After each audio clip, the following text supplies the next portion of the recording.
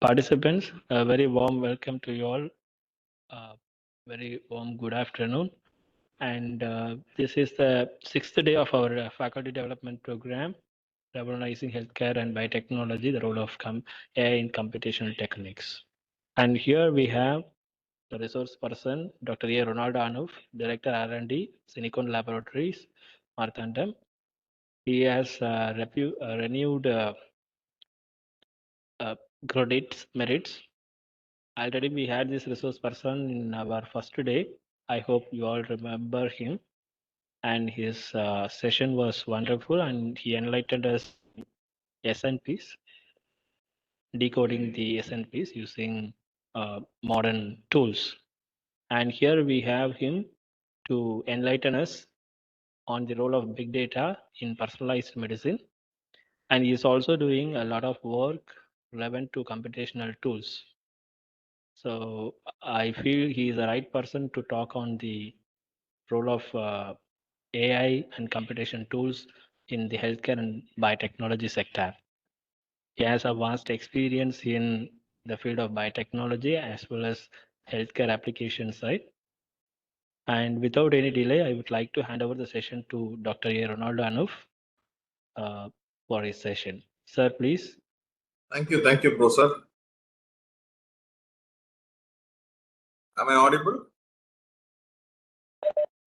Yes, sir, you are audible. Yeah, Let me unshare the screen now. Just a minute. Yes.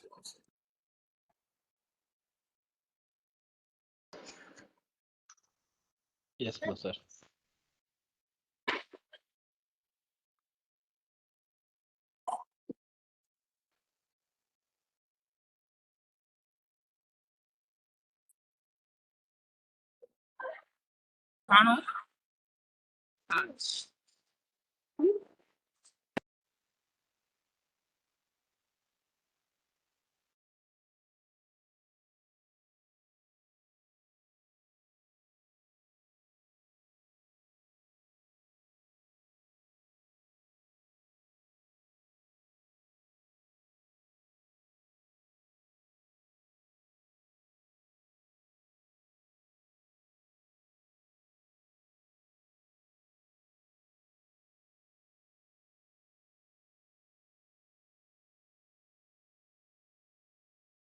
Okay, so I hope my screen is visible to all. Yes, sir. It is visible. Yeah, thank you, Professor. Thanks for the opportunity again. Thanks to the Department of Biotechnology, Setu Institute of Technology, for giving me an opportunity to present again in this faculty development program. And today we are going to have a discussion on the role of big data analytics in personalized medicine. So, of course, in the inaugural session, we had a discussion on the role of SNPs and how it can be identified and what are the tools which are available for that analysis and how it can be utilized for the personalized medicine concept. Today we are entering into a next dimension of how this analysis can be done, what tools can be used for this big data analytics, what research is currently required in this area, how the research is progressing in this area, what research advancements are being highlighted in these areas. This is the zone which we are going to have a discussion today. So to begin with, very in recent days, we are hearing a common term, especially people related to this bioinformatic domain or computational biology domain, or now focusing very much on something which is called as personal omics profile. So this personal omic profile, of course, it handles the data it handles almost your entire data, starting from your genome data, which is roughly around 1 TB size, your epigenome data, your transcriptome data, you have your proteome data inbuilt in it, you have your cytokine data inbuilt in it, metabolome data is available. So now almost the entire omic data is now available, and that data can be effectively utilized to help the patient or to help a particular individual from identifying whether he is prone to a particular onset of a particular type of disease, or if he is susceptible to a particular type of disease, how that patient can be handled with, what form of personalized treatment strategy can be provided to that particular patient is now the buzzword where people are working with, and the current medical dimension is now moving towards this personal omics profile. And today in my presentation, I will just give you a glimpse of how this personal omics profile is taking a big leap these days. And in addition to that, we are also going to look into how, I will also give you a short glimpse of how you can work in this particular domain to begin with, how you can work with an omics domain, and what are the parameters which you need to concentrate on when you are trying to work with this particular domain. So how does this start? So this precision medicine initiative was started in 2015. Lately in 2016, President Obama declared that we have to take some efficient initiative on this precision medicine initiative. So he gave a good quote. Doctors have always recognized that every patient is unique, and doctors have always tried to tailor their treatment as best they can do for their individuals, right? So you are doing a blood transfusion to a blood type, which was an important discovery. Why not matching a cancer cure to your genetic code? So this was the key words which were figured out at a talk in White House when President Barack Obama started this initiative of precision medicine. Way back in 2016, it started its major initiatives, and several works were going on in this particular domain.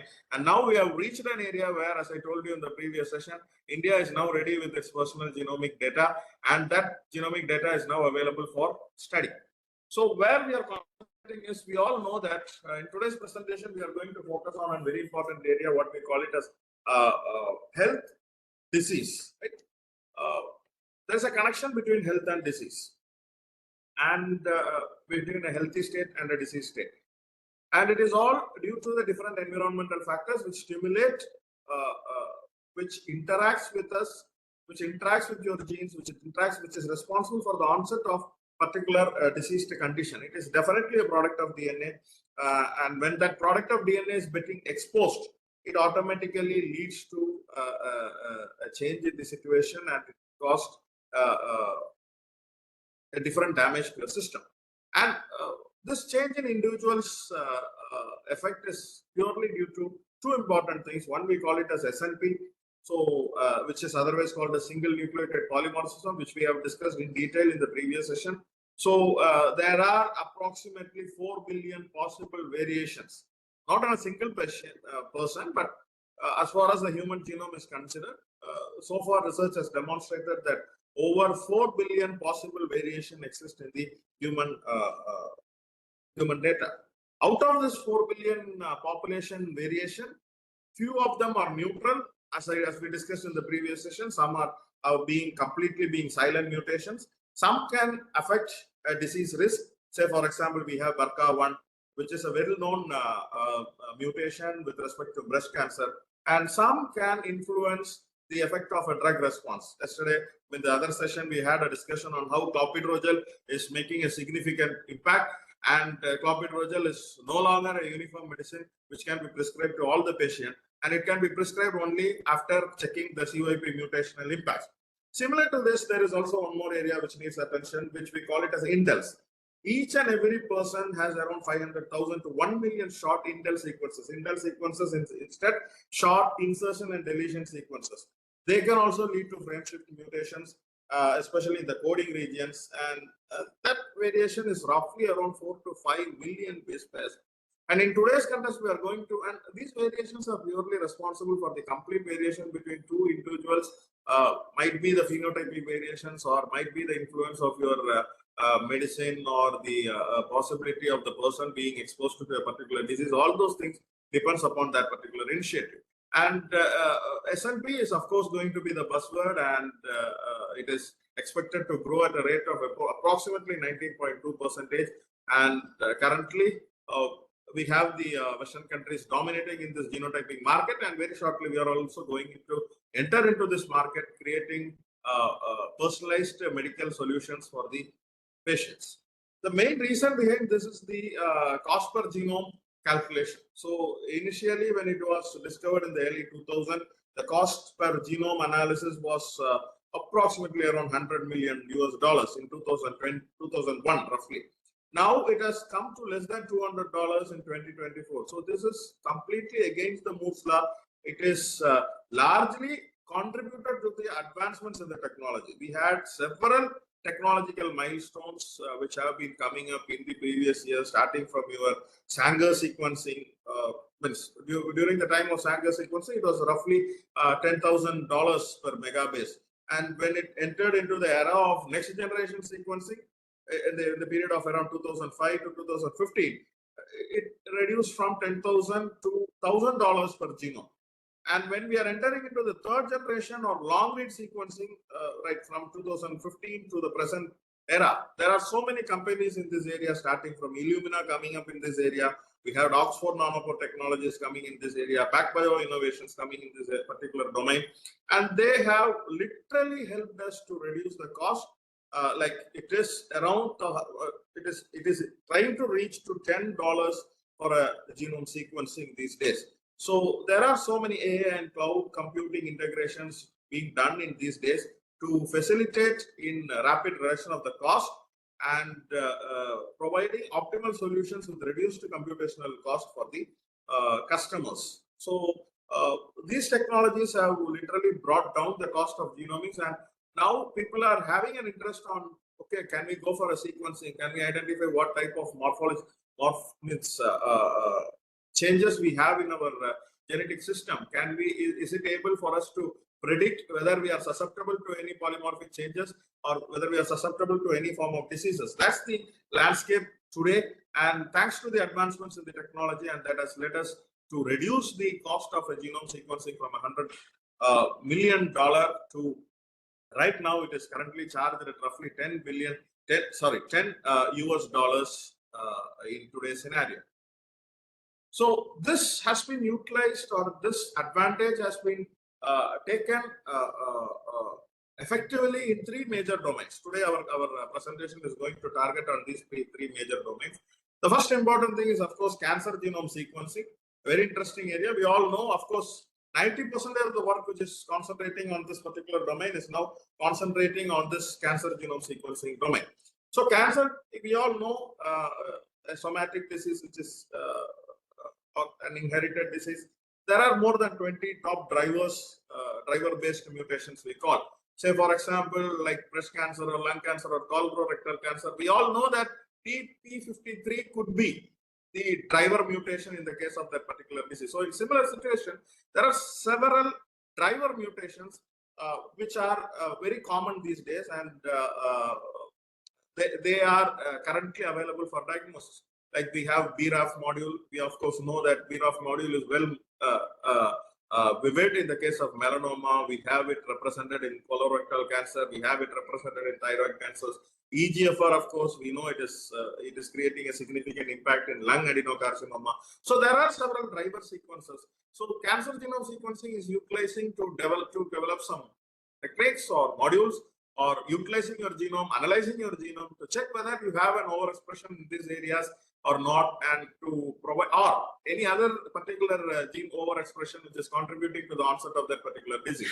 So this is one interesting area which is currently taking the benefits of this particular advancements in the genomic sequencing. And one interesting area to note is that a patient with a metastatic colon cancer. So this is primarily due to the amplification in chromosome 7. So you can see the genomic copy number variation, especially highlighted regions of EGFR and CDK6.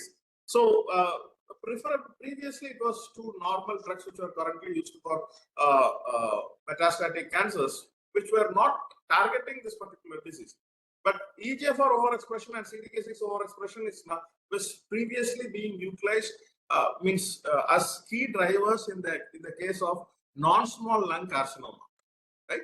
But accidentally, when the patient is subjected to this particular analysis, when the patient is being subjected to a genomic profile, we have identified, our researchers have identified that there are two key mutations, EGFR and CDK6, which are being prominently expressed or overexpressed in the case of that particular patient who have been subjected to metastatic colon cancer.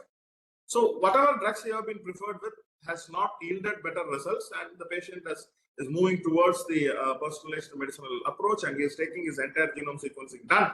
And the doctors analyze that these two mutations are researchers analyze that these two mutations are playing a very crucial role in the onset of this particular disease. And generally, these two mutations are believed to be the drivers of not metastatic colon cancer. Instead, they were believed to be the drivers of small cell lung carcinoma.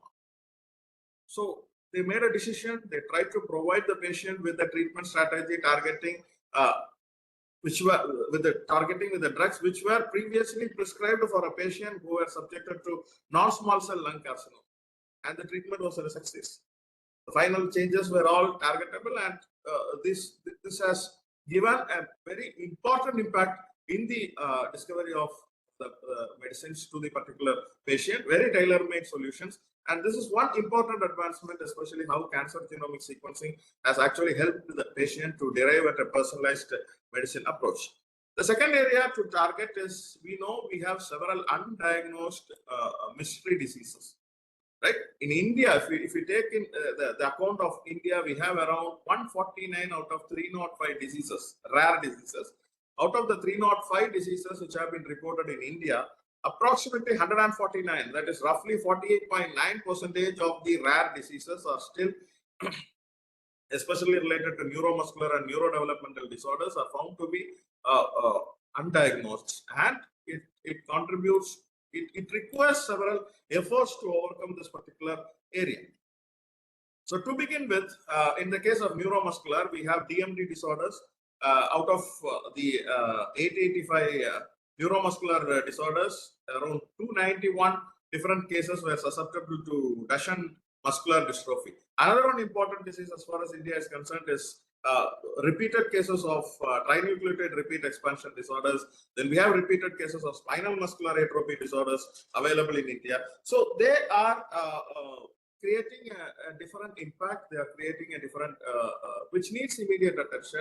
These are the cases where the patient has to be subjected to a personalized medicinal treatment strategy to identify which particular genome has created a damage and how it can be rectified. And those details are required. And of course, India is taking a tremendous effort in this particular domain. There is a separate portal called as Indian Undiagnosed Disease Program. So India has taken multi-center efforts to tackle this unmet needs of the patients. So, and for this, genomics is playing a very crucial role.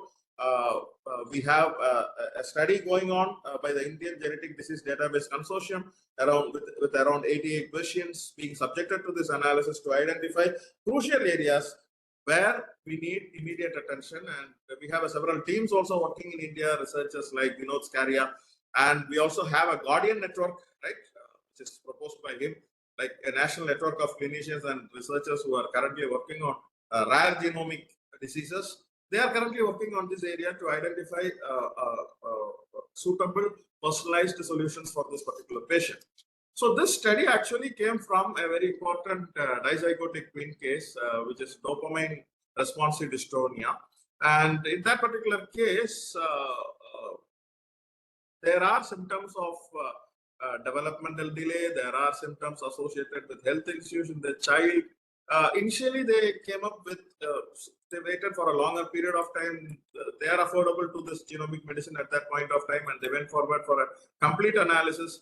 The first child, they identified several candidate mutations in the patient, right? But they were not able to identify which particular mutation is responsible for this particular condition. Especially, it is also identified as a mystery disease at that particular point of time.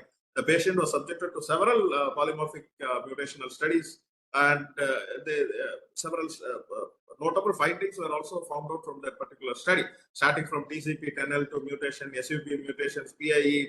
Several gene segments were found, but they were not able to find out how this is having an impact on this particular child. And when the couple gave birth to the second child, and in the second child they found the similar symptom, and the matching mutation was NGLY1 mutation, which the doctors diagnosed, and that gave a clue for curing the symptoms of both the childs. So this is not in the context of India, but globally, such developments are also taking place these days of identifying such or solving such mystery diseases and coming up with some novel solutions for the treatment of the patients. The third area what we are currently working with, or the what the researchers are currently doing again, is we call it as cancer vaccination. Right, the genomics plays a very crucial role in this particular domain. So here the content is like initial is genome sequencing. We need to identify the tumor-specific mutations, and then we need to predict the new antigens. New antigens in the sense mutated peptides, which are usually recognized by the immune system. So this will actually help us to understand the tumor heterogeneity and the evolution. Right. So the latest advancement which actually helped us is, of course, the whole exome sequencing technique, the RNA sequencing technique, and the single cell sequencing technique. This has given us a comparative data about the neoantigens which are being expressed in the cancer cells. So once the neoantigens are being identified, they are actually the key target for personalized cancer vaccines because they have a high specificity. They are purely absent in normal tissues. They have strong immunogenicity. They are perfectly identified by the T cells, and it has also a good potential for personalized medicines. So once the mutation is identified, we have several in silico tools coming up there. To name a few, I can name NetMHC is a tool. Then we have MuPEC, a very, very perfect tool which is used to predict the MHC binding. Then we have several validation tools in addition to predict the neoantigens capable of doing a T cell activation. So once all these studies are being done, the patient can be subjected to this particular vaccines, which can help the patient to overcome this particular cancer. And there are several real-world applications, which are especially companies like Moderna is working on this area. We have BioNTech company who is coming up with trials in melanoma, where there is a lot of polymorphic forms which have been reported, and it is rapidly evolving.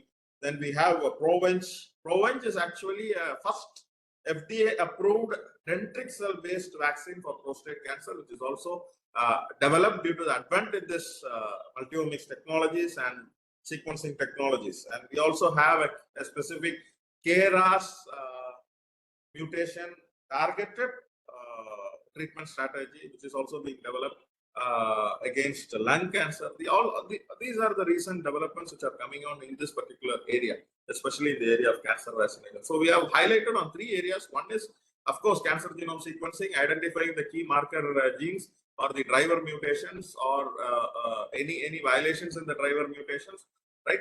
Coming back from the hierarchical orthodox way of defining the drugs, identifying the genetic mutations in the patient, and prescribing a personalized drug solution for the particular patient. So first application is cancer genomic sequencing, where this particular advent of sequencing plays a very important role. The second area where we are targeting was mystery diseases. As I told you, rare genetic diseases are being witnessed, where we are in need of the genomic data to identify the mutational impact, to prescribe the appropriate drug to the particular patient based upon the mutational data which we are retrieving from the patient.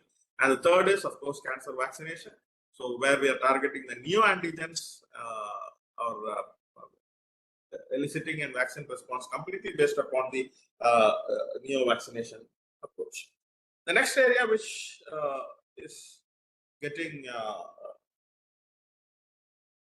famous these days is, as I told you in my initial stage, it is now going to be personal omics profiling. We need to analyze your genome setup. We need to analyze your epigenome setup. We can analyze your transcriptome setup.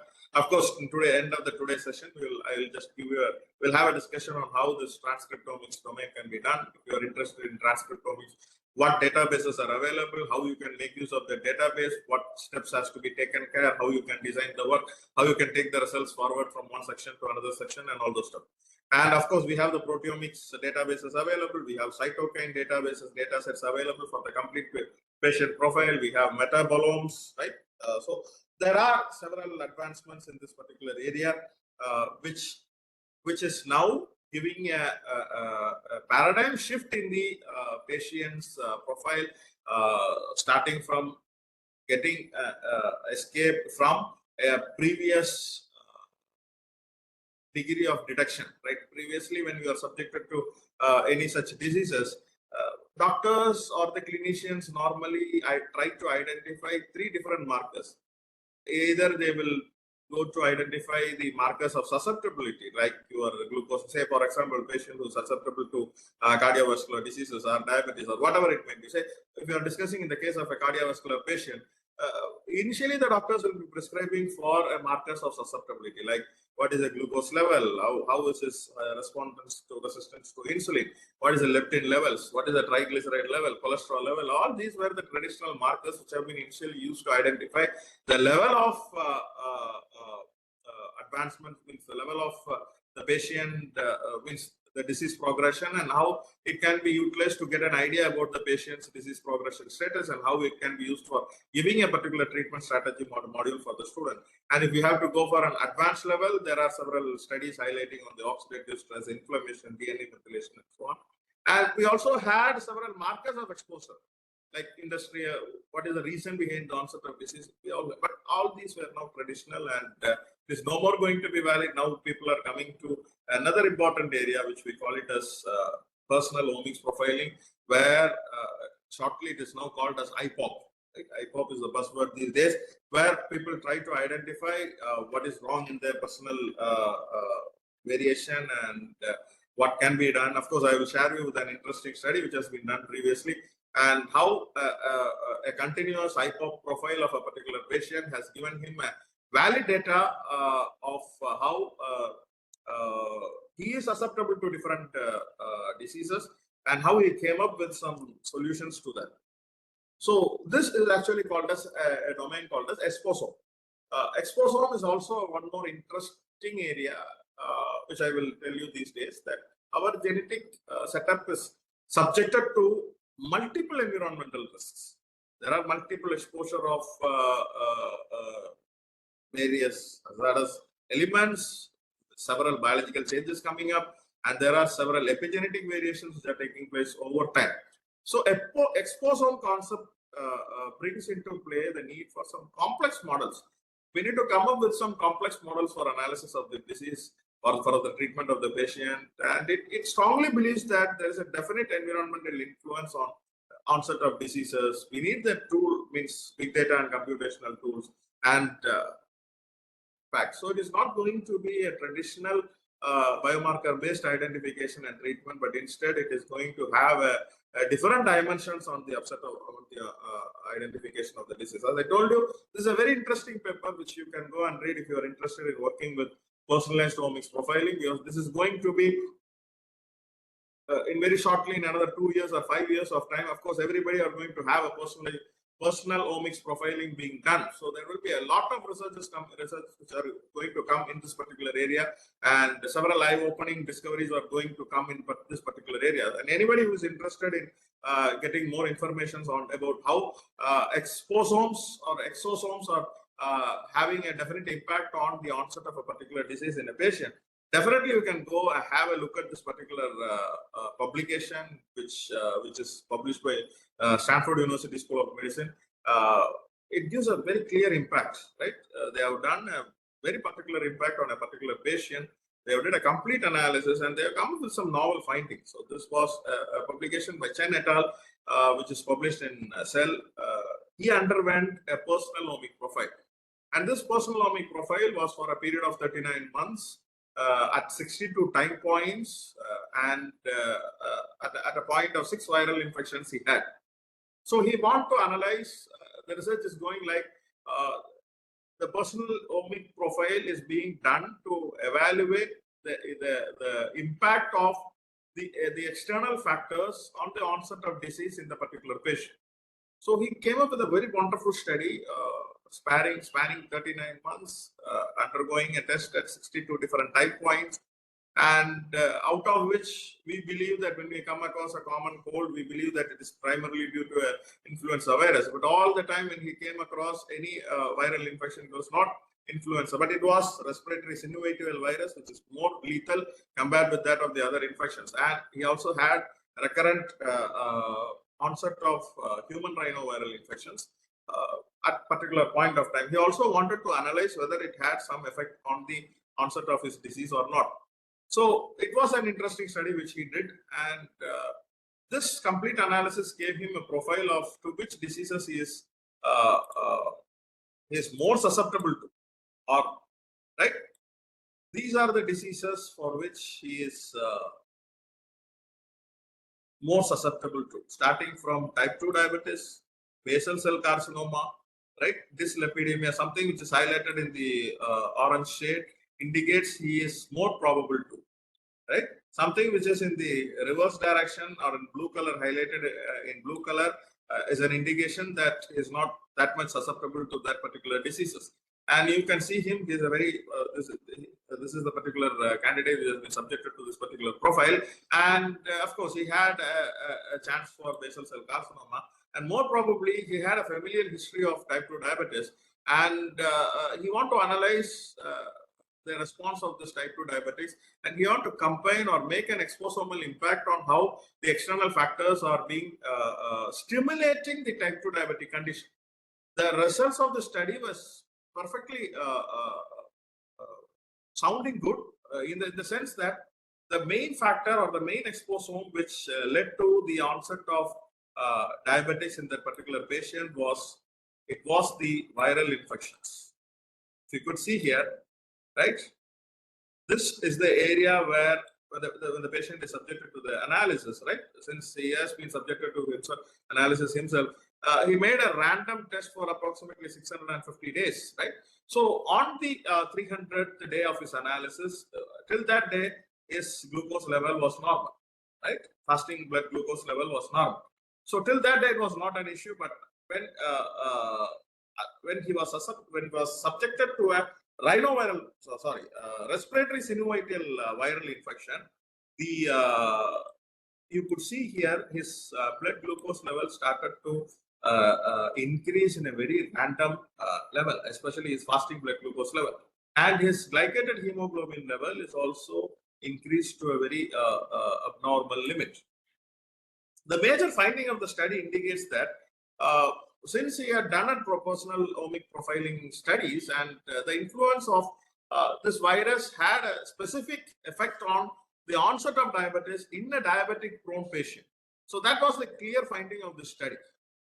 And once then he started to identify his onset, he made some, there were certain lifestyle changes as prescribed by the clinicians, and of course he tried to bring down it to a personal, means to a restricted limit. But the main finding of the study was that there were these RSV viral infections were the major reason for the shoot up of the abnormal diabetic.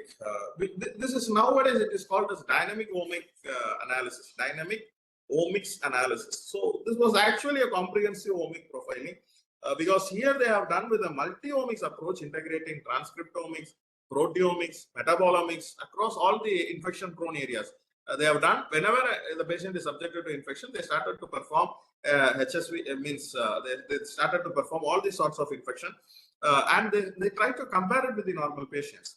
So in this particular study, approximately 20 time points were used, and during 20 time points, the RNA sequence analysis have been done in this particular protein. The patient were also subjected to metabolic data analysis of 6,280 proteins, and during the time of infection, approximately 6,800 HRV metabolic peaks were identified in HRV infection, and 4,000 metabolic peaks were identified in RSV infections in the particular patient. So this transcriptome analysis has given a clear study in this particular outcome in this particular study. Out of the genes tracked, 12,659 genes which are tracked in this particular study, there were an upward trend in approximately 2,000 genes which were targeting on protein metabolism and the influenza life cycle, and downward trend out of the 12,000 genes, 2,000 genes were observed a downward trend which were targeting on insulin pathways and B cell signaling. As far as proteome and metabolome study is being concerned with this particular patient, they identified that all the phagocytotic pathway, immune response pathway, and lysosomal pathways have got enriched, and they have witnessed maximal spike in those areas. So this gives different insight to the study. Okay, now we will go into how we can take a multi-omics forward. because we have a genome data available with us, we have all the omic data available. We need to identify what type of diseases the patient is being subjected to. So for that, we need to have some good knowledge on the tools which are currently available for doing a multi-omic analysis. So multi-omic analysis when we are doing, we have 4 sort of tools, out of which I will try to cover the transcriptome area today, and rest of the thing I will give you a glimpse, right? So initially, you can do a genomic analysis, you can study the DNA sequences, or you can go with a transcriptome analysis. You need to do an examination of the protein expressions. You need to do a profiling of the metabolites. All this integrated together will give us a clear idea of how the patient is progressing towards the administration of a particular disease, or how much prone the patient is towards a particular onset of particular disease. So the workflow for identifying a differential gene expression in a patient is like it starts from the expression data. We need an expression data of a patient to begin the work with. It should have patient informations, and you should be also aware of the platform in which the sequencing has been done. We are interested to work and interested to identify the differentially expressed genes in the patient. The second phase of your study will be a data analytics mode, where you will try to fill the missing data, you will do a quality control analysis, you will do a normalization and all those stuff. And finally, you will enter into identification of the differential gene in the particular patient. The next important part will be like identifying of which particular genes are upregulated, which particular genes are downregulated, which are the non-significant genes in the particular patient. Once you have identified with the upregulated or the downregulated genes, then we will undergo with the functional enrichment pathway analysis, where we can utilize tools like string, we can use cytoscape, we can use cytoABBA. These tools gives us an idea of the impact of this particular overexpressed genes on the patient, and which particular proteins can be used as a biomarker in that particular patient. Any new adjuvant vaccines which can be identified, or can it be used for any vaccination strategies. All these information can be retrieved from this functional and enrichment analysis pathway using this particular tool. So today we will give you a glimpse of the tools which are available. So to any beginners who are going to work in this particular area of multi-omics, and if you are interested in analyzing a data, identifying the overexpressed gene from a publicly available data set, you can use all these databases. So I have clustered it into 3 different sectors. We have a general transcriptomics database. If you are working on general disease specific studies other than cancer or neurological disorders, you can go to Geo Omnibus, right? The Gene Expression Omnibus is a very excellent database which is currently available. We have data of RNA sequencing and microarray database data deposited over there. This website is actually best suited for doing disease-specific gene expression studies. Then we have Array Express. Array Express is also a wonderful database to work with. We have information related to the microarray and RNA sequences data of the patients who have done the profiling previously. Those data sets are available in this particular resources. We have Genomic Data Commons, GDC, TCGA website. We have Expression Atlas, NCBA SRA sequence database is available. So these are the databases which are available to, if you are interested in doing a particular differential gene analysis or a transcriptomic analysis in a data set which is publicly available. We are very specific in the diseases. Say, for example, if you are very specific with cancer genomics, then there are several. We have the Cancer Genome Atlas available. Then we have ICGC, International Cancer Genome Consortium, which maintains a specific database. We can take the data from that particular database and take further. And for neurological disorders, if you are interested with, you can use the 3 important data. NeuroLinks is a wonderful database to work with. We have the gene expression data of the different patients deposited in that particular data sets, which can be used. And we have AMPAD database, Autism BrainNet database. So these databases are the areas where you can get the data sets. The data sets are purely available for free. You can download these data sets and you can try to analyze these data sets. Of course, we use statistical programming software R for this analysis. You can also use that particular software, or you can go ahead with Python-based modules or anything. But R is very easy and user-friendly, which you can easily do an analysis, and it comes up with several statistical analysis of whether you have come up with the right gene or not. So downloading a gene from a data set is like you need to take into consideration several criteria before downloading a gene from a database. You want to take into consideration from which data set it has been taken, the patient sampling data is required. All those data has to be taken into consideration before you download a particular data set from a database. You need to understand whether you have a good replica or control and normal patient data is available or not. So this is how it looks like, right? We have in this particular study, what I have taken, this is also part of our study. In this particular data, before the quality control, we have just identified that there are 96 cells which have been taken. It is a bulk cell, bulk RNA analysis data, and out of 96 cells, we have 18,938 genes which have been identified in this particular data sets. So once you have downloaded the data sets from these databases, there are some things which you need to identify. The first thing is that we need to install appropriate modules in the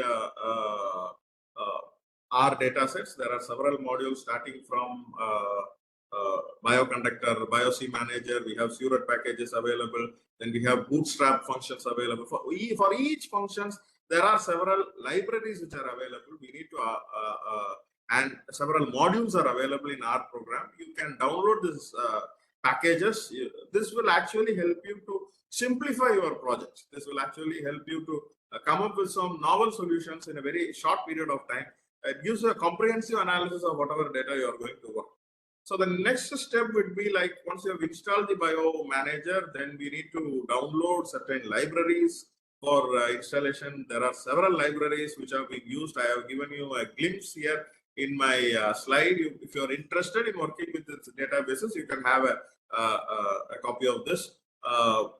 See, we have annotation databases. This is purely associating the genes with biological information, because we have no idea of if you have no idea of how what genes they are coding for, which biological function these genes are going to code for, then you can make use of this annotation database. Then we have HS data, because we need to, whenever we are downloading a data, the data will be available in ensemble IDs. So we cannot take it further with an ensemble ID. We need to rename the ensemble IDs into gene symbols. So if we need to rename it, there are libraries available. You can download the library and you can easily convert I will show you how we have converted it. We can convert the ensemble ID into gene. And then we have DPLYR library, which is purely for data filtering. And if you have any missing values, we have separate library for this to handle the data reshaping, for handling missing values, data spreading, separating, all those stuff. We have separate subsetting data sets available. And Surrot is actually a good package, which we need to know. It's a good library package. It is a popular toolkit which is used in single cell RNA sequencing. It provides a comprehensive set of tools. It gives you a complete idea of all the quality control tools. It gives you an idea about the data normalization, reduction, clustering, visualization, all those tools. That data can be taken up from this particular. So the first thing, when you have downloaded the data, I have shown you a data of 18,000 genes. First thing which you need to do when you are downloading a data is that remove all the unnecessary columns. Say, for example, in the first column, you have a significance indicating what type of data it is. That is not required. So such areas can be removed, right? So that is the first step which you have to remove all the unwanted, unrequired areas which are not required for the analysis. Such areas can be removed. And after that, as I told you, whenever you are downloading a data from the for the study, the data from the library what you are downloading will be purely in an ensemble ID format. So it is not going to work if you are going to take that further. So I told you that there are several libraries, right? We have a HS library which is available, which can help us from converting an ensemble ID to a gene symbol very shortly. Because doing it manually for 1,890 genes is not a easy task. So we can easily convert it with the help of the libraries which we are doing. And once that is done, automatically you can see that ensemble ID is being now converted into the gene name ID. Once you have converted it into gene name ID, the next step is filtering, right? So you need to identify the outlier zones. You need to identify the low quality data sets which are available. all this data has to be removed. Low read, we call it as low read depth. Those data has to be abnormal gene distribution data has to be removed. Missing values has to be taken care of. So all these steps has to be done. So this is the next important area. We need to do a filtering that duplicate gene columns or genes with no values, missing values, all need to be needs to be removed. And once that is done, we need to do a filtering, sure take care of all that particular things. So in this analysis, you can see we have 96 samples have been filtered and removed. And after that, we enter into a quality control analysis. So this quality control analysis is to identify whether we have got a good gene breed data or not, whether it is means it has any mitochondrial gene contamination available or not. So that has to be also taken into care of. That has to be also taken into consideration when you are designing any particular study.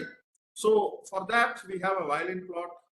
R comes up with analytic tools, as I told you, statistical analysis. So that will give us an idea about how much count is available and the outlier regions, all those data is being. So we have a good database available over here. We have a highly enriched RNA count available, which can be taken further. And after that, we go ahead with the data normalization. So data normalization is all about adjusting the differences in the sequencing depth, taking ahead of technical variabilities, library size. So to avoid all these false positive results, we normally go into normalization phenomena.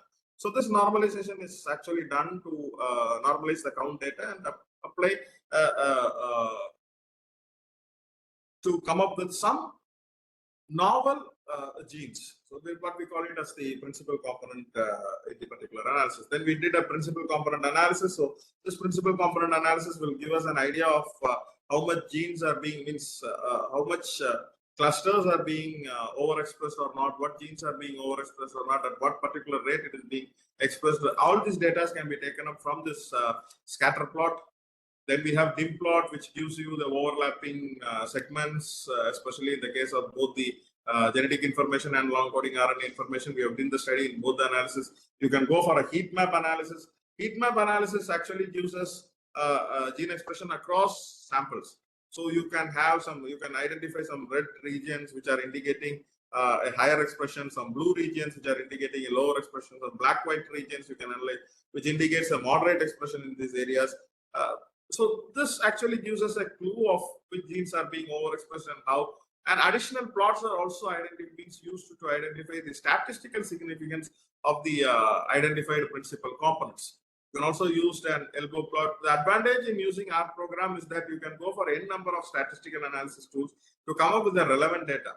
And in our study, we have come up with a few clusters which we have found to be important. And when we took this particular clusters to the next part of study, for example, in long coding RNA, we took TCF7L1 and in the genomic profile, we came up with SAT1 gene, which is being highly expressed in the segment. And we understood that it is present in, when we did a functional enrichment analysis, we got a clue that this particular gene plays a very crucial role. SAT1 gene plays a very crucial role and is overexpressed in this particular type. And they are actually coming in a WNT pathway. So that is playing a severe role in pancreatic cancer carcinogenesis. So that could be actually utilized as a drug target for the pancreatic cancer study. So that was the outcome from that particular study, what we have done previously. And you can also go ahead with the protein-protein interaction network to identify what are the interacting genes. And when we took the top 15 genes and took it further for protein-protein interaction analysis using string database, we could find there are n number of nodes associated with the SAT1 gene, and 33 HX average node segments were actually identified. And in that particular sector, we identify MUC1 as a hub protein in this multiple protein interactions. It also had that is called as mucin1 protein. It's a cell adhesive protein. That also had played a very significant impact on the progression of that particular disease. So these two findings gave us a clue that these two SAT1 and mucin1 protein can be targeted in this particular patient or this patient sample, what we have undergone a study to develop a particular treatment strategy which can be utilized effectively for the treatment of the particular patient. So this is just a sample study. What we have done with the database, which is data sets which are available in the database, we have just downloaded the data.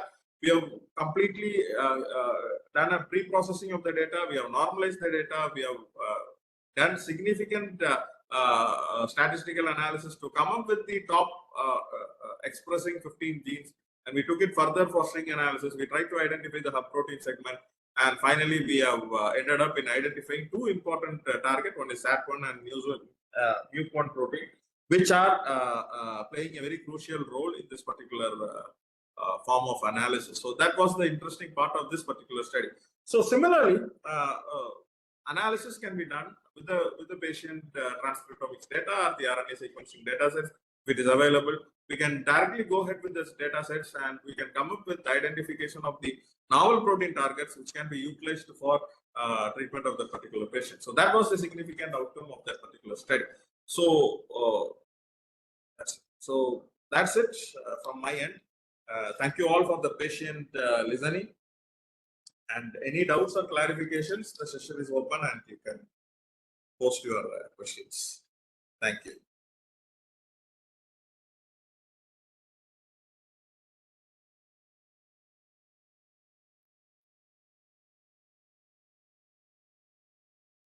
Over to the organizers. Thank you, Professor. Thank you so much for your detailed presentation. Now the session is open for discussion. Participants, if you have any question, kindly ask the Professor. If you have any question, you can unmute yourself, or you may put it in the chat box.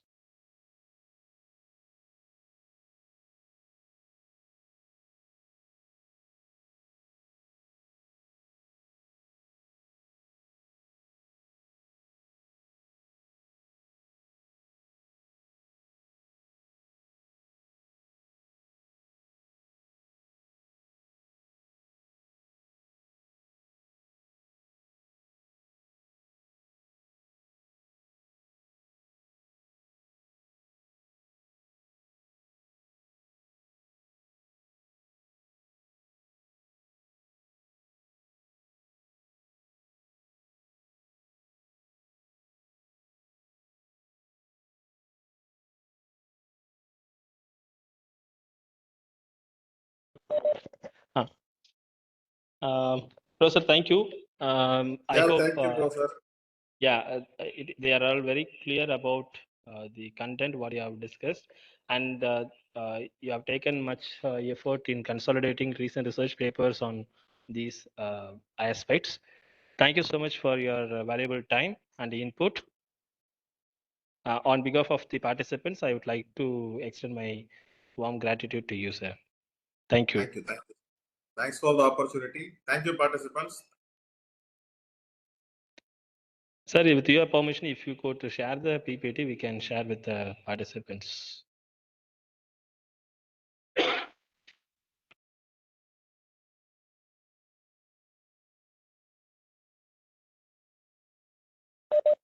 Participants' feedback form is put in the chat box. Kindly fill it up.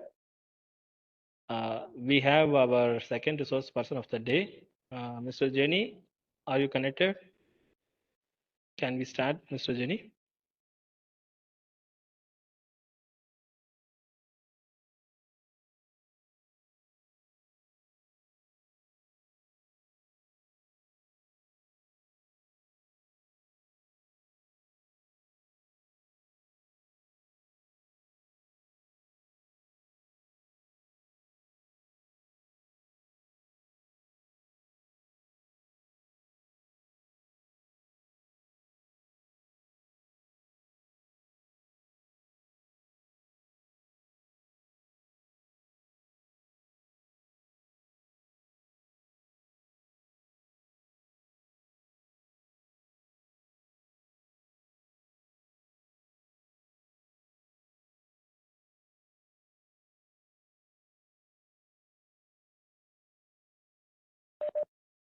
Yes, sir. I have changed the controls. Now I hope you would unmute yourself, sir.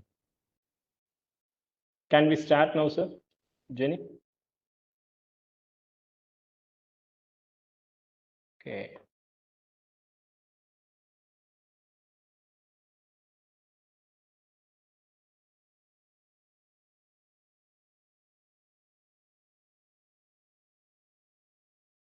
Fine.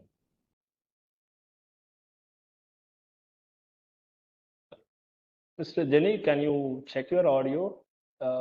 Kindly let us know. Would you able to talk? Sir, am I audible now? Yes. Now it is audible, sir. Yeah, Okay, sir. Let me fine. know if my screen is visible. Yes, it is clear. Can Okay, you come in the slideshow mode? Yes, now it is clear. Right. okay, okay, Super. okay. Thank you, sir. Okay, can we start, sir? Can we Yes, start now? yes, sir. Okay. Participants, without any delay, we are starting our second session of the day. Now we have the resource person, Mr. Jenny from the industry. He is here with the content, the role of AI in cancer diagnosis and treatment.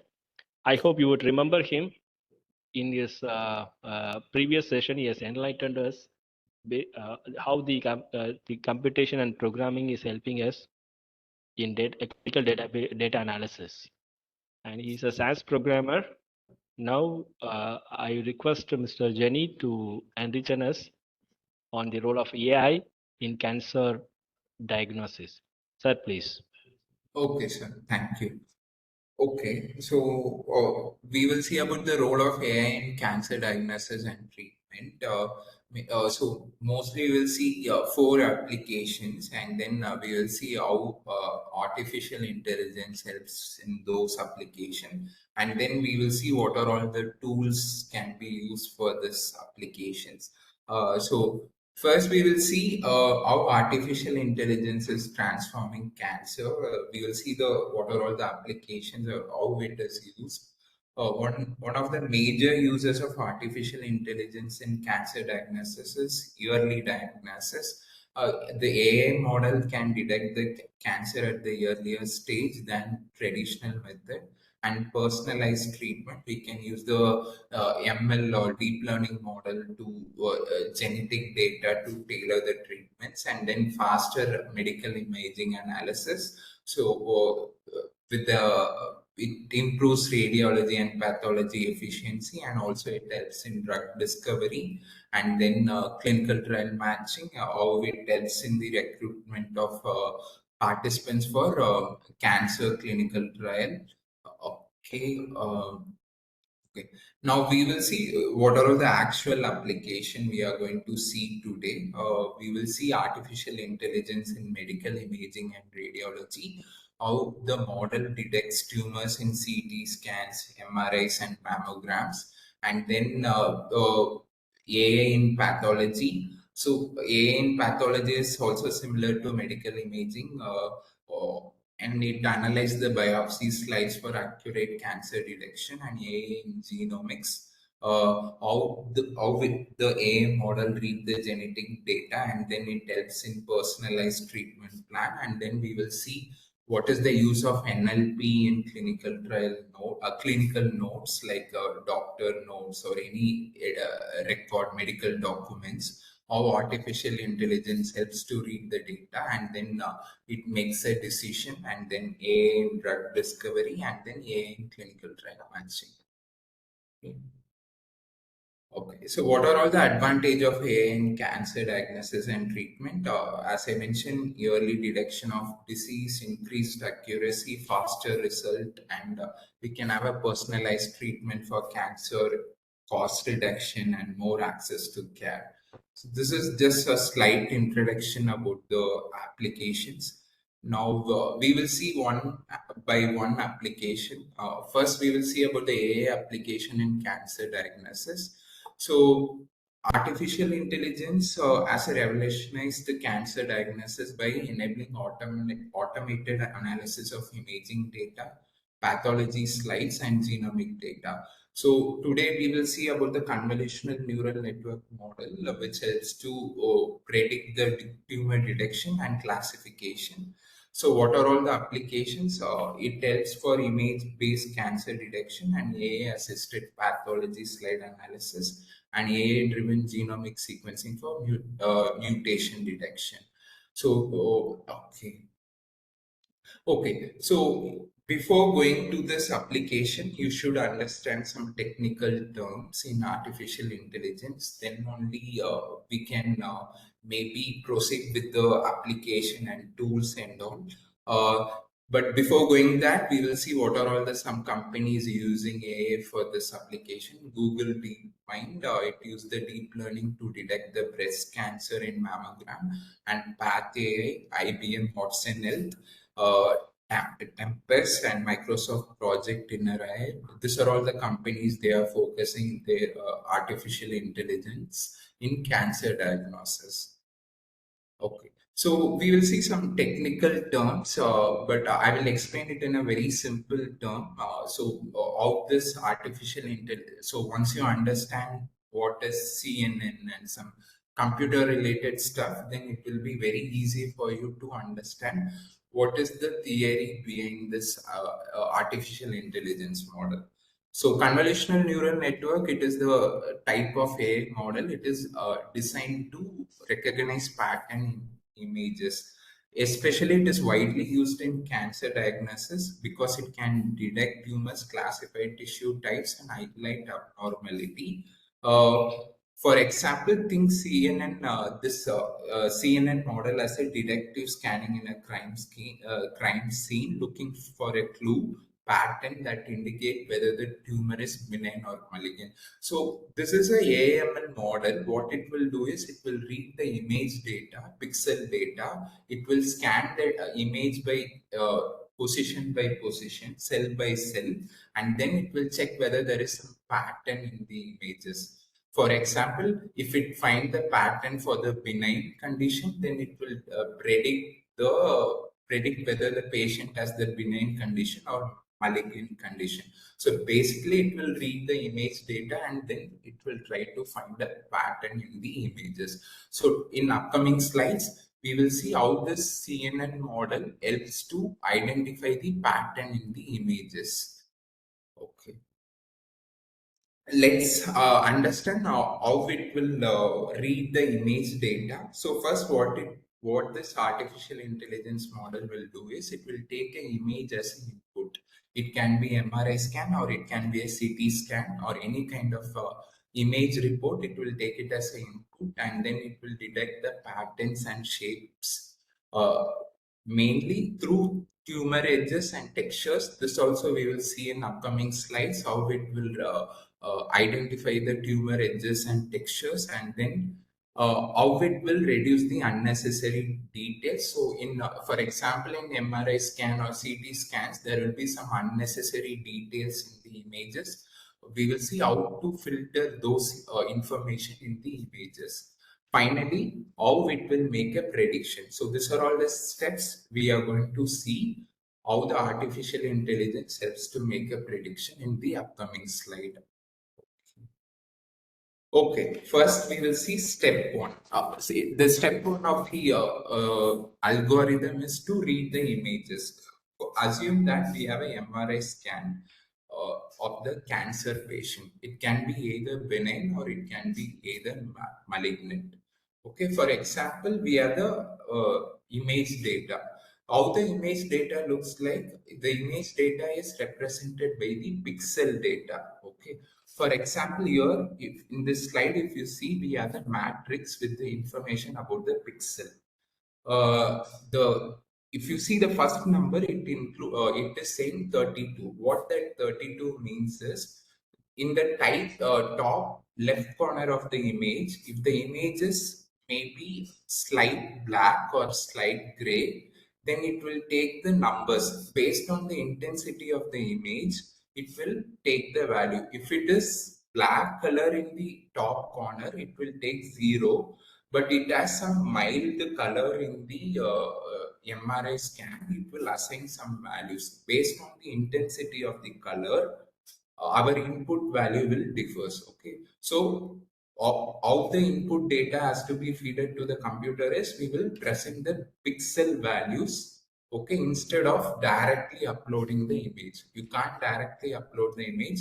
We have to give the input data as the pixel values, the intensity of the color. So for each position in the image, we will give the pixel value based on the intensity of the color.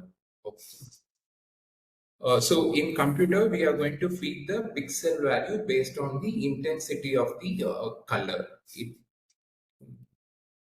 Okay, so this is one of the example of the MRI scan. We have the matrix, inside matrix, we have the pixel values. Okay, so 60, 113, 56, these are all the pixel values of the MRI scan.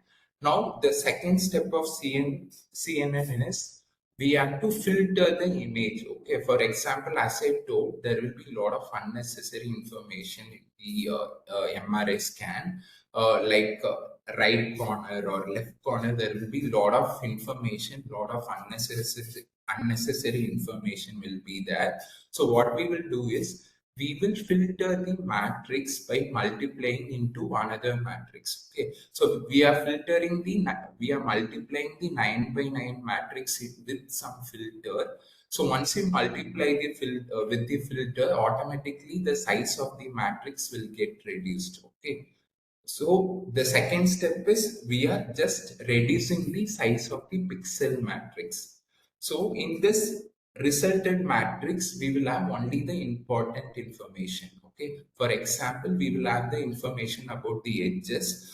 For example, if you see the edges, the values are 114, 1158. So what our computer will think is it will try to find whether there is some pattern in the edges. Okay, and similarly, the boundaries also it will check. So based on the position, the computer will check whether there is some pattern in the images. Based on this number, computer will try to find whether there is some pattern for the malignancy or benign condition. Okay. So the second step is we are filtering the pixel data into a very smaller size of the matrix. Okay, and then what we are doing again, we are filtering the data by using something called pooling method. Okay, in pooling method, what we are doing is we are having a 4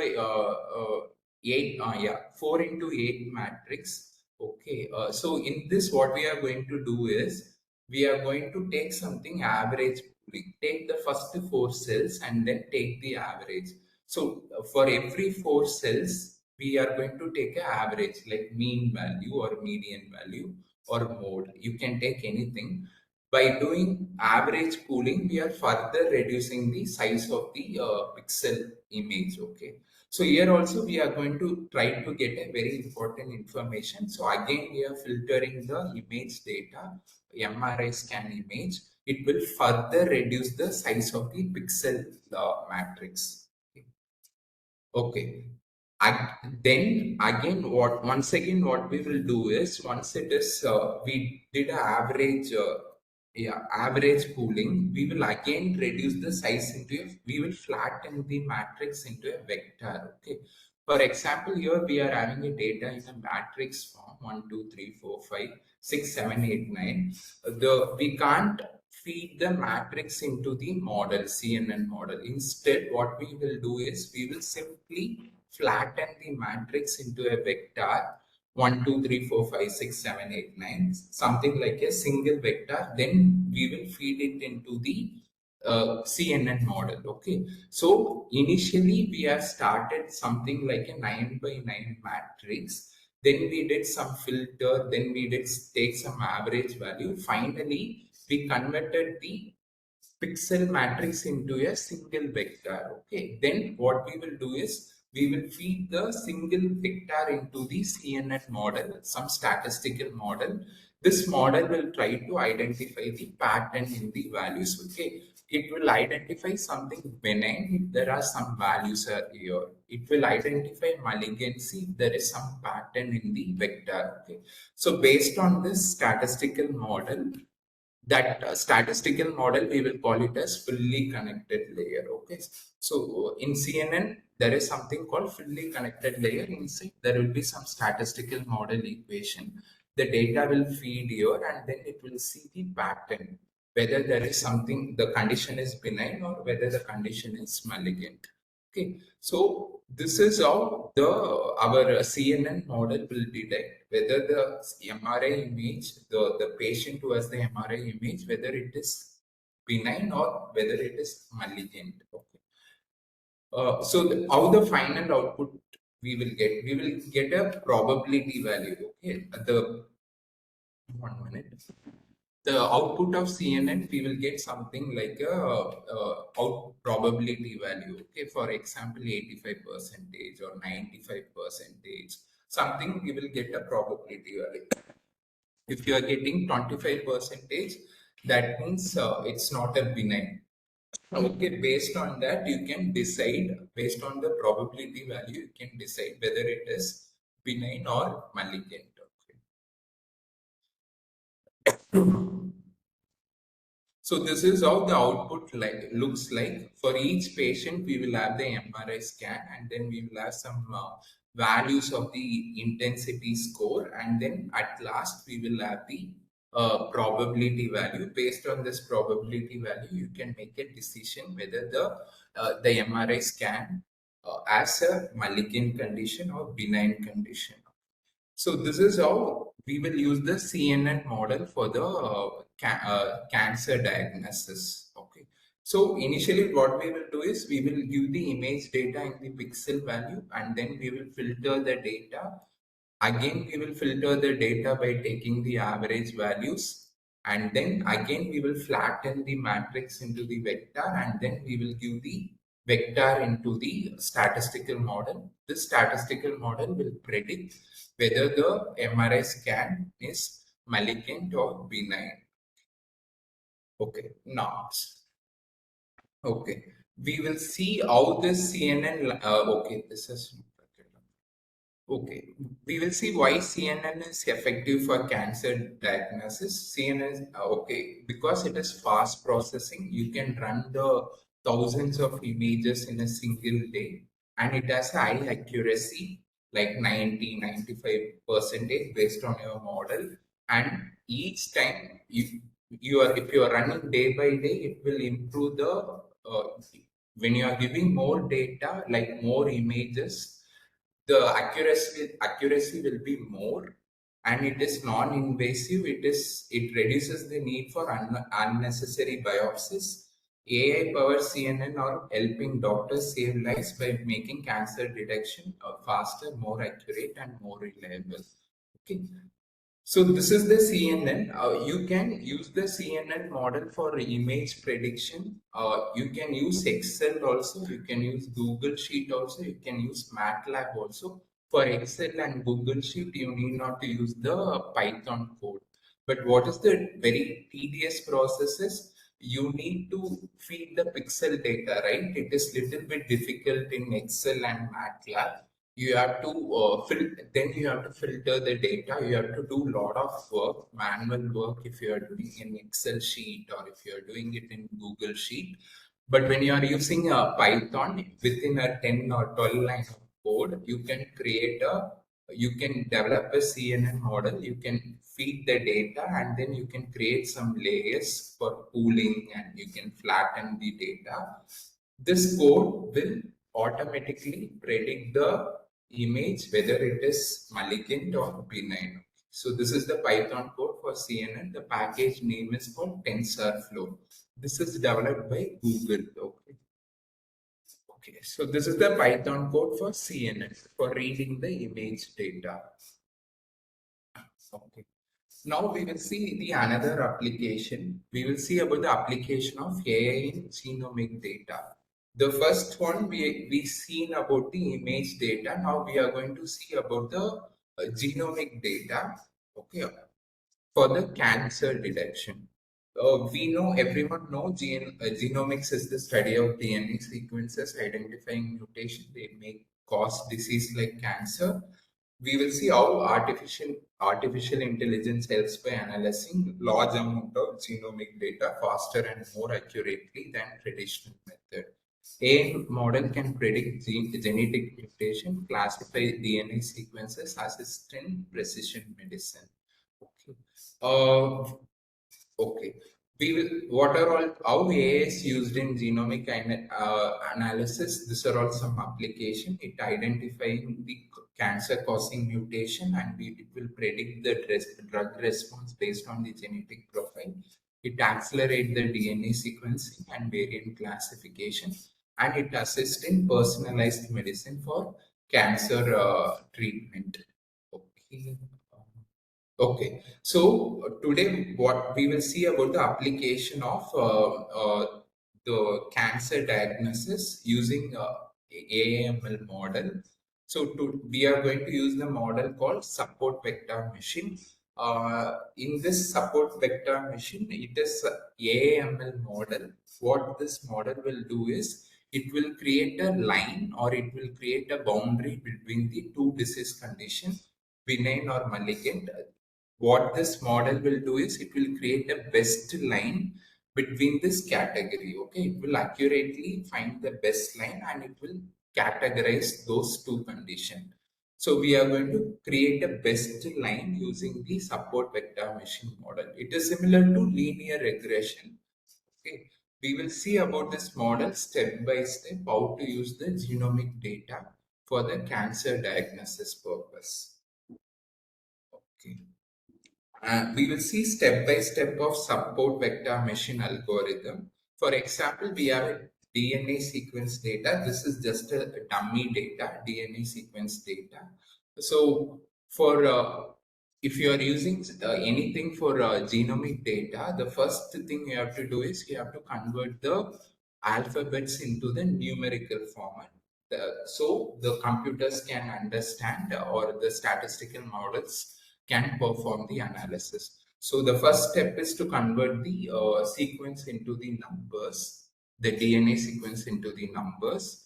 And then what we will do is once you convert the sequence into the number, we will try to extract the different independent variable, or we will try to incorporate different predictor variables like what are all the mutation detection and what are all the gene expression level and what is the pattern recognition and what are all the structural variants. These are all some of the predictors for the cancer diagnosis. So we will try to gather this information, and then at last we will, once you collect the independent data, we will feed the data into the support vector machine model. So this is the support vector machine model algorithm. Okay, for we have seen about the different predictor, right? So this is something like y equal to mx plus c, similar to linear regression. X are different independent features like mutation type and what is the frequency and what is the risk score, and W or these are all the weight, the weight we are giving for the each predictor variable. After we collect the independent variable, we will feed it into the support vector machine. This support vector machine, it will predict the values. It will give the numerical values between minus infinity to infinity. Then what we will do is we will try to convert these numbers into the probability value. So what we will do is we will apply one sigmoid function which will convert this f of x value into the probability value. At last, you will get something like a confidence score, or you can consider as a probability values also. So you can, based on this probability value, you can identify whether the DNA sequence or you can identify the cancer mutation gene, okay, particular gene, whether it causes any mutation or not. So, for example, you will have a different gene, and then you can using the probability value, you can identify whether it causes the cancer mutation or not. Okay. So this is how we can predict the cancer mutation using the support vector machine. Okay. The This also can be done in Python support vector machine. You have to feed the sequence data, and then Python will automatically convert into the numbers, and then it will detect the pattern in the numbers. Obviously, we have to feed it into the SVM model. After that, we have to calculate the probability value. Based on the probability value, we can identify the cancer mutations. Okay. So this is the second application. What are all the benefits of AI in genomic data analysis? Faster mutation detection, higher accuracy, and then personalized medicine. It helps selecting the targeted cancer treatment, and also it helps in drug discovery. Okay. And okay, this is not okay. So we have seen two applications till now. One is the application of CNN in cancer detection, cancer diagnosis. How we use CNN for the image data. Second application is when you have a genomic data, if you want to identify the cancer mutation, you can use the support vector machine. You can use the Python code. If you want anyone, I can share the Python code in offline or online also. Okay.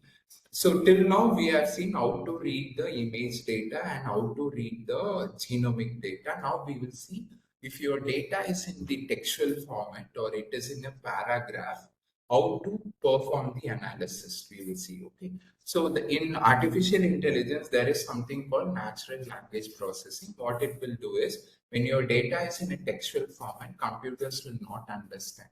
So this natural language processing, what it will do is it will convert this paragraph text into the numerical values 0, 1. So so basically NLP, we are converting the textual data into the numbers, and then we will apply some statistical method to identify the pattern in the paragraph or textual data. Okay, so we will see about the application of NLP in the clinical notes for the cancer treatment.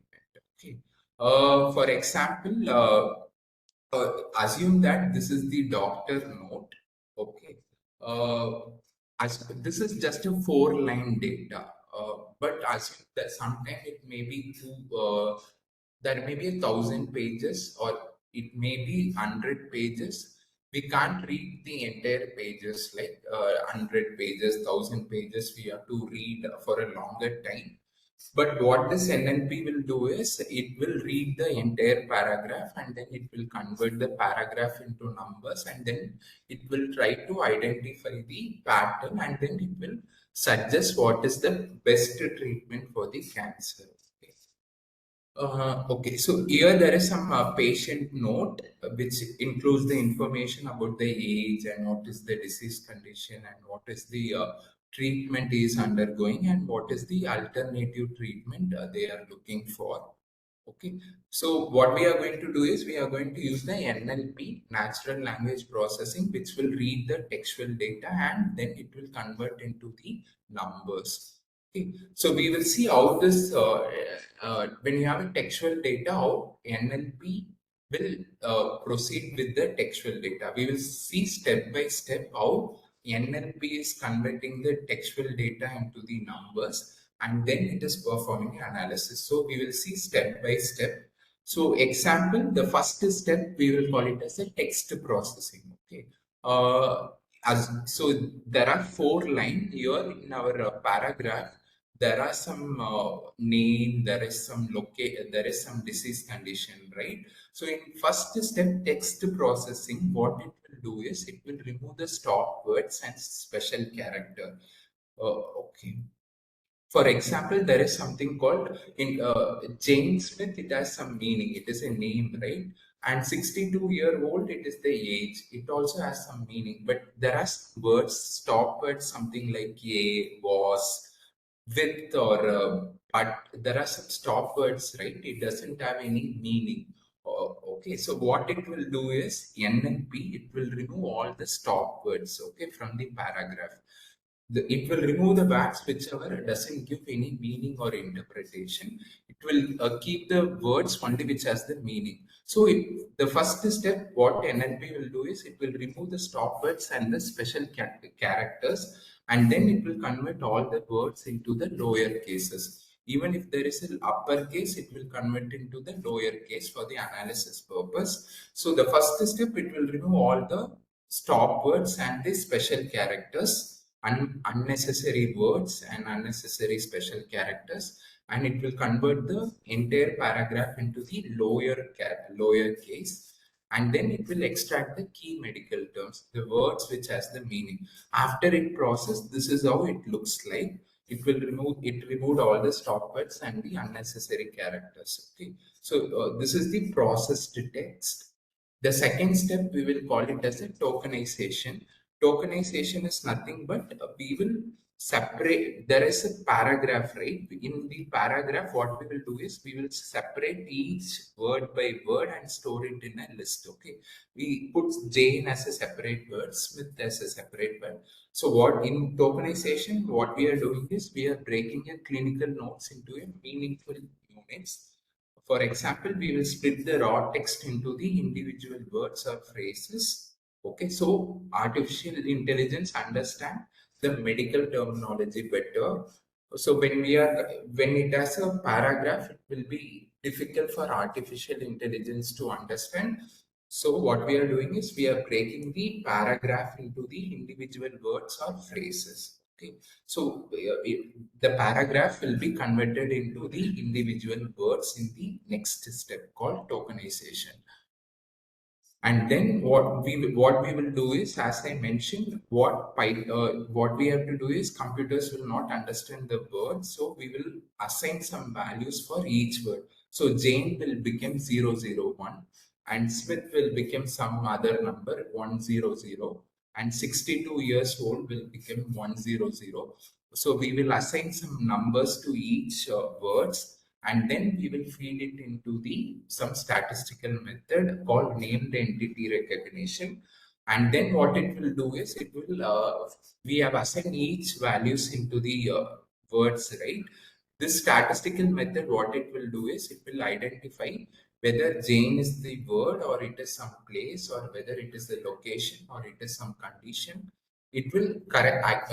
It will try to predict what is the word is. Okay, so it is predicting Jane Smith as a patient, and it is predicting 62 years as a age, and it is predicting stage 4 breast cancer as a disease, and then it is telling poor response, the chemotherapy as the treatment attempted, and then it is telling BRCA1 mutation as a genetic mutation.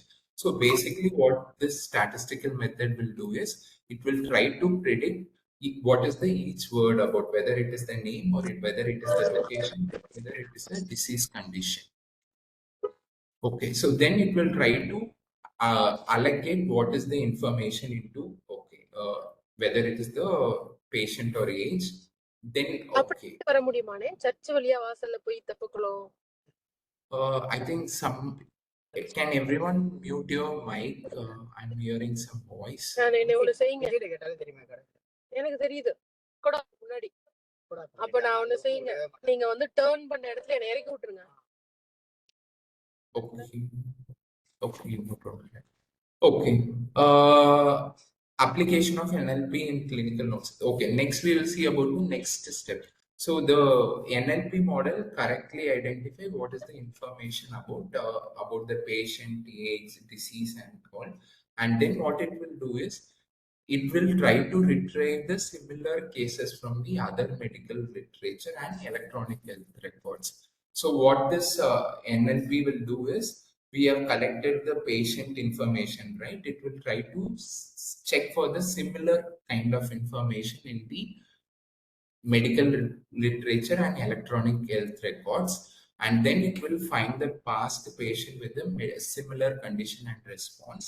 Maybe these are all some example similar patient cases found. Patient with the stage 4 breast cancer and BRCA1 mutation, poor response to paclitaxel, and showed better survival rate with some treatment name. So what it will do is it will check for the similar patient record, and it will have the treatment information, what is the treatment that patient took. Okay, and then it will have the clinical trial finding. The recent study in the New England journal showed the particular treatment increased survival by 40%. Okay. So this is how the NLP will do.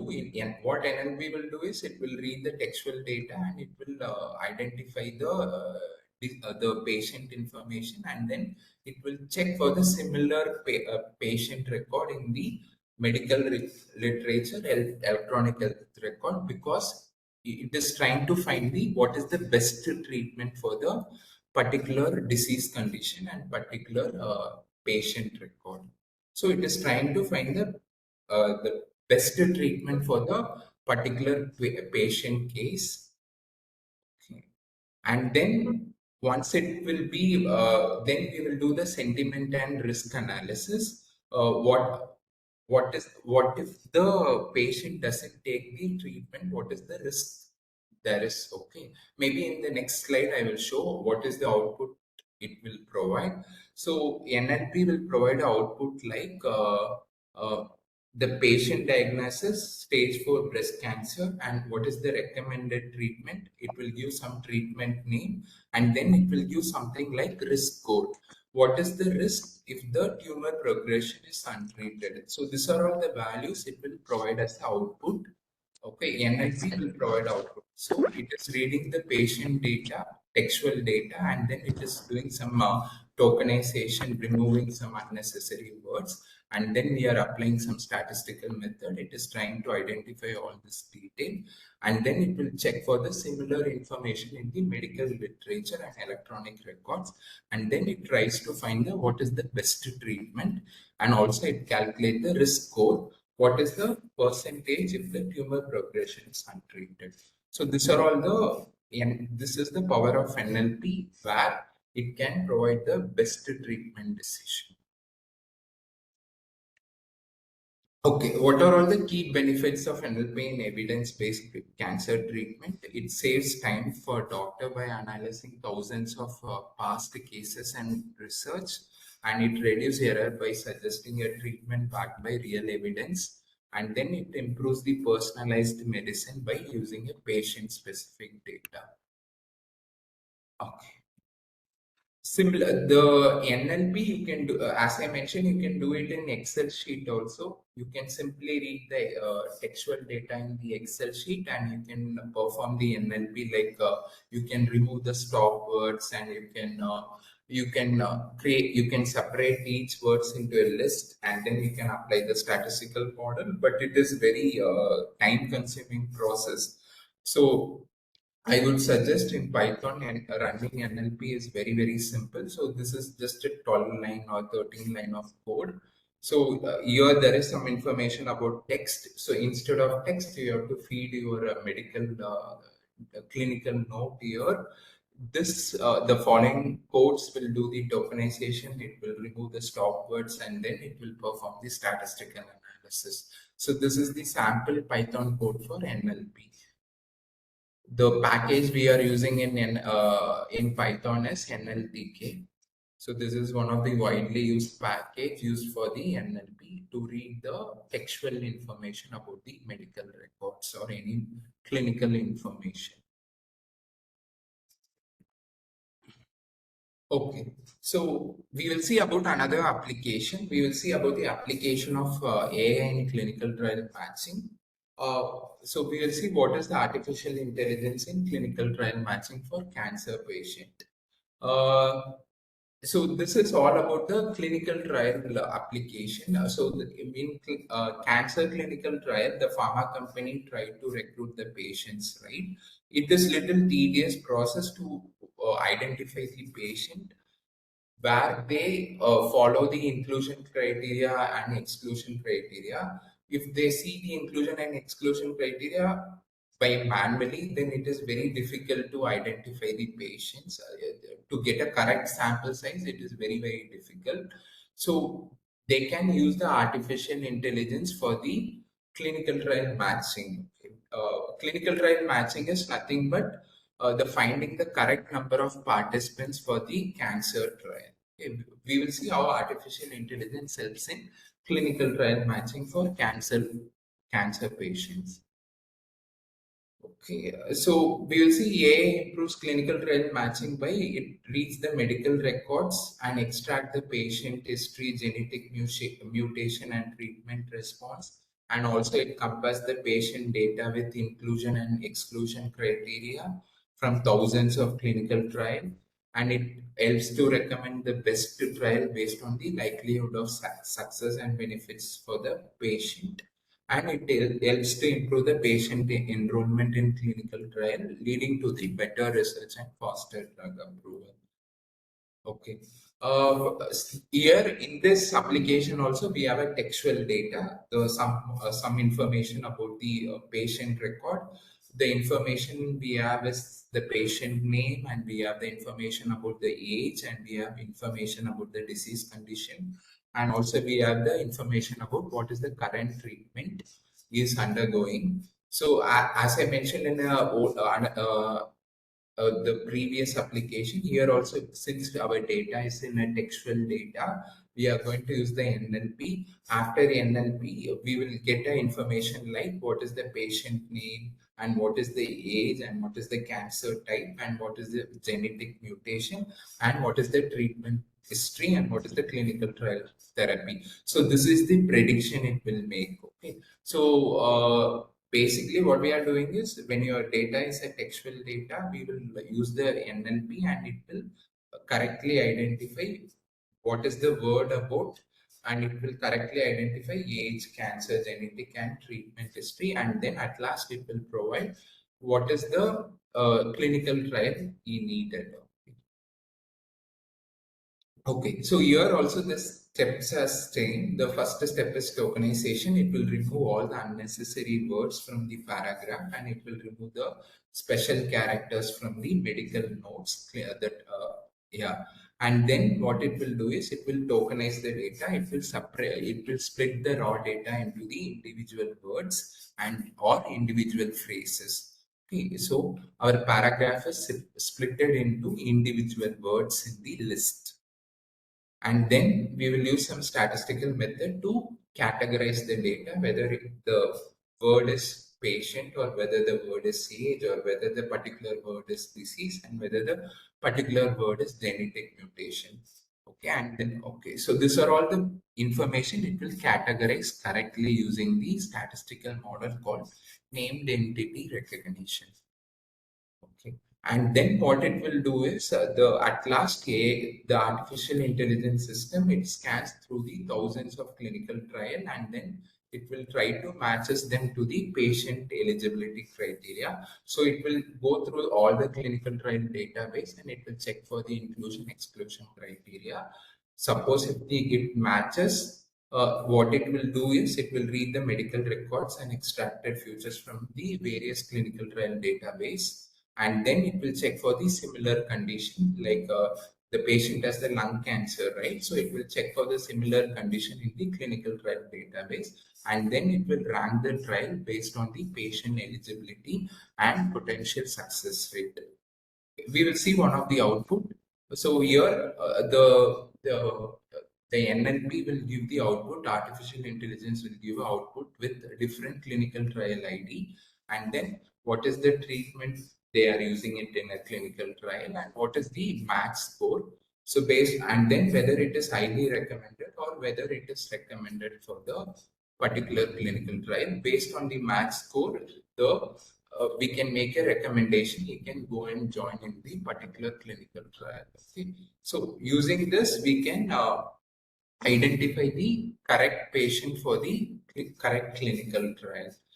Okay, so it ranks the best trial based on the eligibility criteria, inclusion and exclusion criteria, location and success probability.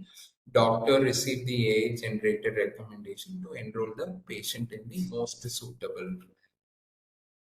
What are all the key benefits? It has the faster trial enrollment, and it has the personalized trial selection, and it has the higher success rate, and it has the improves clinical research.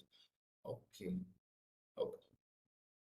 Yeah. So these are all the application of AI in clinical trial matching. So the main thing is, when your data is in an image, use the CNN model. Okay. Okay. So, for example, when your data is in an image, like a pixel value, use the CNN model. You have to do it, you can do it in Python.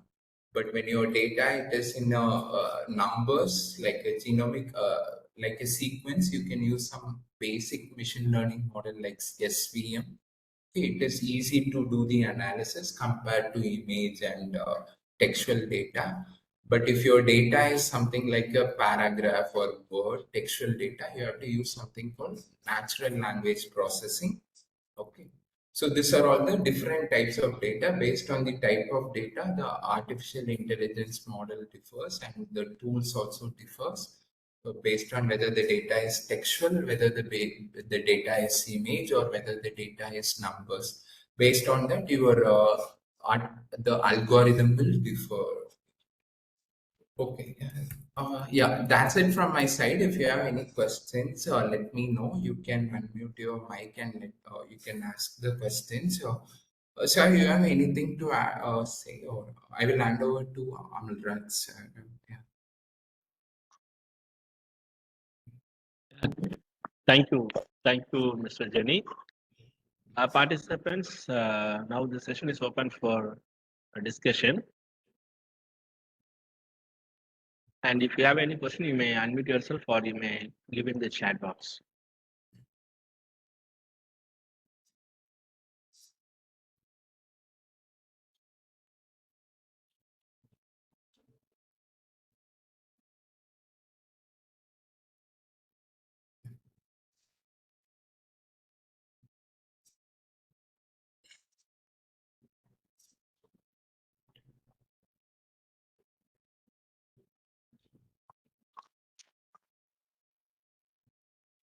And Mr. Jenny, I have one question. Okay. You were mentioning about all these algorithms, CNN, SVM, and all, right? And is there any real-time cases that we use AI in doing all the steps here? I mean, in your industry, have you encountered all those kind of? For image, it is always little bit risky because they can't rely on the artificial intelligence, but they are using it in some research universities and all. But there's so many clinical trial matching. For clinical trial matching, so many pharma companies are using artificial intelligence model to identify the patients for the clinical record. They will search the electronic health records and they will check for various database, and then they will try to check for the suitable participants for the clinical trial. Oh, right. Yeah, that is what I wanted to tell. I wanted to ask you, like, is it in a research phase or is it come to true in our India or not? That is what I wanted to get it from. Yeah. It is in a beginning stage only, I would say. It's Yeah. Always we need someone to make a decision. We can't give the decision to artificial intelligence, especially Correct. imaging data and all. Yeah. Okay. Yes. Right, Jenny. And we do have different departments. Recently, we have artificial intelligence and data science departments. A lot of departments related to artificial intelligence are emerging. So probably in another 5 years of time, we could have a real-time application and implementation of these things. We hope. Yeah. Yes, sir. Yes, sir. Participants, if you have any more queries, you may ask now. Another Yeah. 2-3 minutes we have. Good afternoon, sir. This is Dr. Brenda from Coimbatore. Actually, like when we write proposals to DBT or DST, they suggest to go with AI. So I am a person background from cancer, molecular biology, my research main area. So is it fine to write proposals using AI, sir? What is your idea about that? Because once we attended a meeting with DBT scientists, we proposed with all our molecular biology. So that was the time where the scientists preferred us to go with AI. So what's your suggestion or opinion about that, sir? No. In pharma industries, we use the artificial intelligence for the clinical trial matching, or for data analysis. But for research purpose or for DPT, I haven't have a exposure in that area. So I'm not sure about that. But in pharma companies, when they work on clinical trial, we use the artificial intelligence mainly for the enrollment. But I'm not sure about in the research area. I'm not Okay, sure sir. what. Yeah. Fine. Thank you, sir. Thank you so much. Very nice session. Thank you, sir. Thank you. Okay. Thank you. Mr. Jenny, I have another query related. In your opinion, how can we connect this AI with the cancer research? Like in a nutshell, if you want to tell, if we interconnect the AI and cancer research in this aspect, just like that, if you want to tell, what would you say? I mean, as you said, image analysis you can do, right? So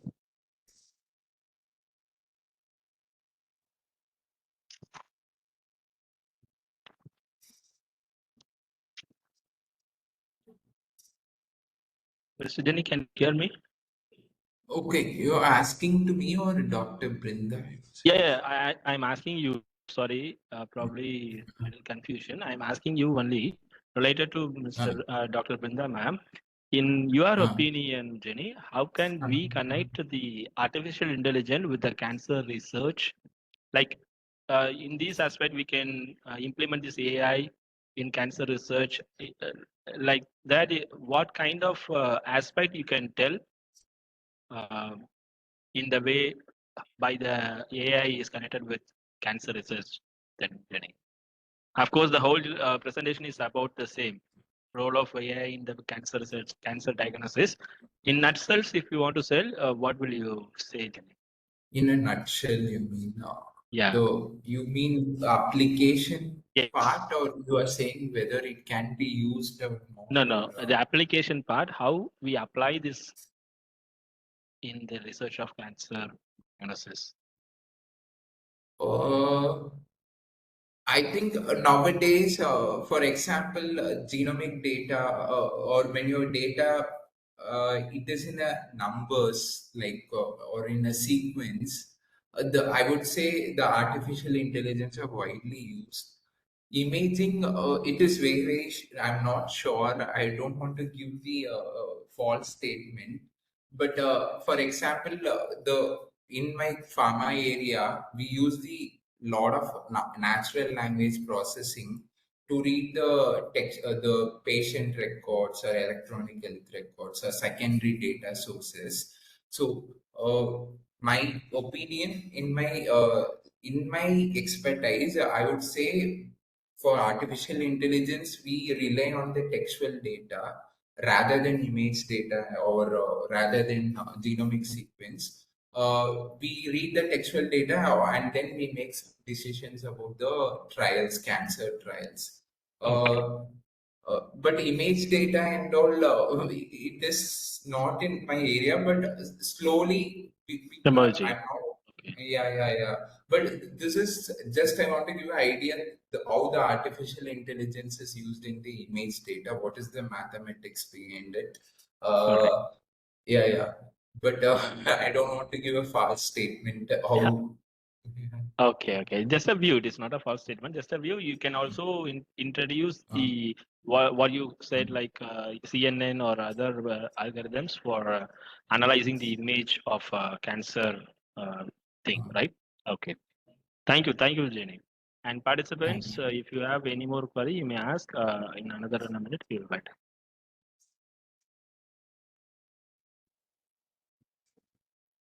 All right. I hope there are no more questions. So I take this opportunity to thank Mr. Jenny for his valuable input in enriching us the role of AI in the cancer diagnosis process. And I hope this would help the community to focus the AI in the respective research domain. And thank you, Mr. Jenny. Thank you so much. Thank you. Thanks a lot. Thanks a lot. Yes.